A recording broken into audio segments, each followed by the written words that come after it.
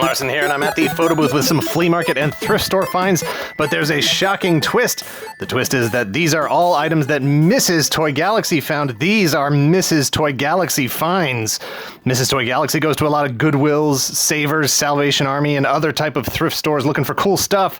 This is some of the stuff she collected over the last 2 weeks. Up front, we have a Hulk figure, kind of like the Disney Infinity style pieces, but this is an Avengers Age of Ultron Q-Fig. I don't know what that is. QMXonline.com, 2016. I don't know if that's still a thing.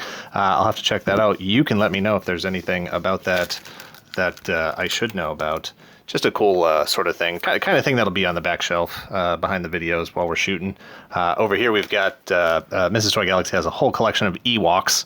And these are the non-posable sort of PVC style figures from the animated series. I want to say there's a whole whole Ewok treehouse hut thing that these go to with little horse-drawn carriages and stuff. But this is definitely a piece we didn't have. I don't know how many figures are in that whole set. There's quite a few, and we have quite a few. Now we have one more. This guy is a Skylanders piece, I think. Correct me if I'm wrong. I don't know much about the game. All I know is that he is a four-armed, abominable snowman type of guy, and he is translucent plastic. And Mrs. Toy Galaxy knows that's the kind of stuff I really like. If you know this guy's name, let me know down in the comments and verify that he's a Skylanders guy. Mrs. Toy Galaxy is a big Pirates of the Caribbean fan, and I don't remember what these guys are called. I think I also have a Captain America one. Oh yeah, these are officially Legos. Yeah, I wasn't sure if these were actually Lego brand stuff, but that is the worst pirate I've ever seen. Back here we've got a Playmobil Skeleton. I think we already have a few of these in our little Halloween batch of Halloween stuff. I think it's absolutely adorable that Playmobil doesn't shy away from this kind of stuff.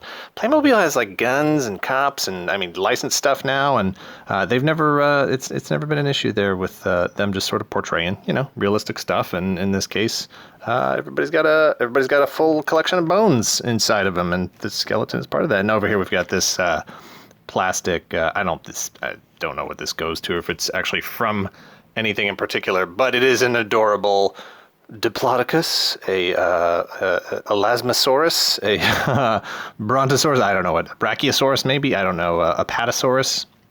I don't know what it actually is specifically. I just know that it's adorable and goes nicely with the Playmobil Skeleton. And when the season hits in about 60 days here, they'll both find their way 90 days? In about 90 days, they'll both find their way into our Halloween display. They'll be in the background, but then we'll pack them in the box with all the other Halloween stuff. Over here, we've got some Domo. I think his name is Domo.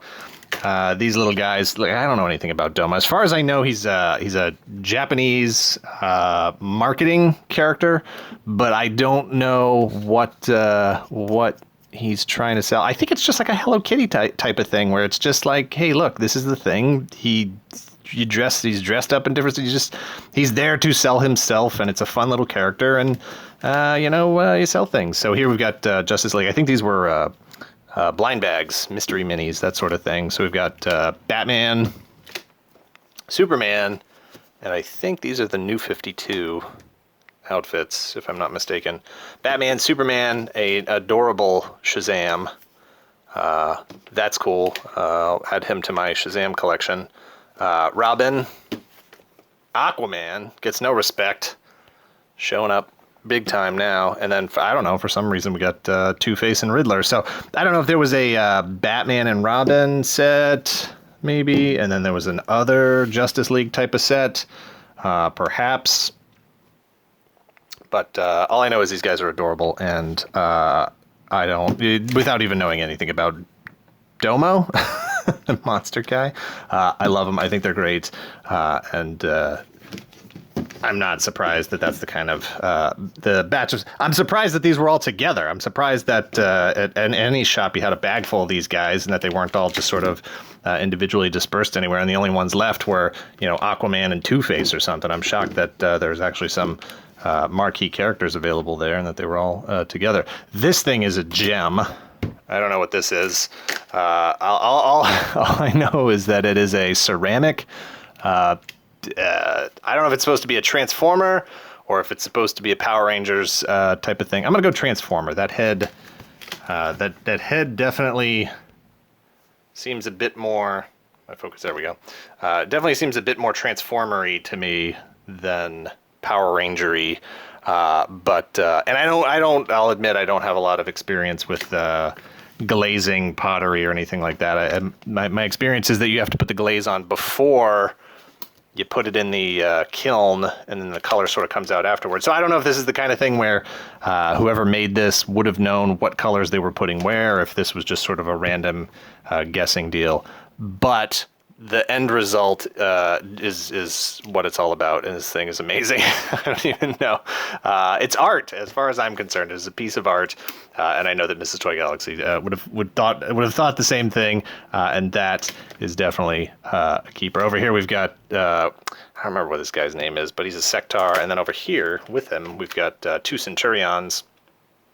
All of them are in really, really great shape, except for Ace McCloud here. Somebody's dog got to Ace's hand. That's not fair. That's not fair. I'm stereotyping the dogs. This could have been a kid. This could have been the parent. It could have been a factory flaw, but most likely crazed wild animal. And then Jake Rockwell, Ace McCloud. Both are in really nice shape. Very little discoloring on either one of them. Super tight joints. I think I have a bag full of gear that I can dress those guys up in. Get them all equipped for the battlefield. In the back here, we've got a Call of Duty jet pilot.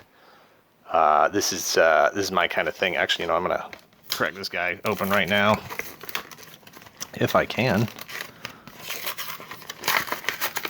because I'm all about those pilots.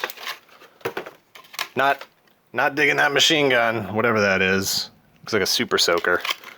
I'm curious. I don't know if he actually has a helmet or if that's just what the head is. A couple of little pouches there. And it looks like, okay, yeah, the helmet is just the helmet. That's his whole head. It doesn't, it's not a removable helmet. He's got a cool little design there on top of his head. But I dig that. I'll be able to use that with, I don't think I really have any Call of Duty or any Mega Constructs vehicles or anything like that. But I do have the Acid Rain B25 stuff, and these guys scale perfectly with those things. So somebody's going to be using that helmet. And actually, you know what? He might actually just fit perfectly as is. I might not have to swap his head. Over here, we've got, in the back, let's go to the back. We've got Samurai Raphael from the Teenage Mutant Ninja Turtles, the third movie, Turtles in Time. It's weird. Things loose. But this guy is in incredible shape. He's clean. He doesn't really have he's got a couple of nicks and stuff, but that works for the age, for the figure. Oh, look at this. He's got some stuff on the back. I think Magic Eraser will take that stuff off. But he looks really, really fantastic. And these things are huge. And that's an incredible find. That's an incredible piece there. Next to it, we've got, I don't remember this dude's name, but another Ninja Turtle piece. I've seen him before. I never noticed that the seat here is actually a tongue, and that's grossing me out in particular. These things are weird, man. I like the Ninja Turtles line. I was really into the sort of core characters when it started to get out beyond that. And I honestly, I don't know if this was a character that was, I don't know if this thing was ever featured in the cartoon or if this was just something that showed up exclusively in the toy line. But hey, give them credit. They had an aesthetic and they just embraced it all the way. And I'm shocked, considering this probably came from either a flea market or a thrift store. I'm surprised at how many pieces are actually still attached to it. I would have bet that the wings would have been missing, or some of these legs would have been popped off. This little arrow, this dart thing on the side, I would have bet that those things would have been missing. So that's a really nice piece to find with that much stuff still attached to it. Over here we've got, I don't know anything about these guys. I know who they are. They're from Super Mario Brothers. Wario, Toad, and this Koopa Trooper. I don't know what he is. But I don't know what the figures are from. They're just, we got 2009 Nintendo. you know, they're in good shape. They're a little posable here. He's got Wario has arms. He doesn't have a head, no legs. Toad's got a head and shoulders. Mario looks like he has a waist, but he doesn't. He's just got shoulders. And then this trooper here, oh, he's just got a neck. That's it. But they're adorable, and they're very sort of on model. And I like the size of them. They're a nice size that, again, will display very nicely on a shelf. I have to look and see if there's any more characters in the set. I would think that Luigi would be in here. Maybe Princess Peach. At least those, you know, core good guy characters.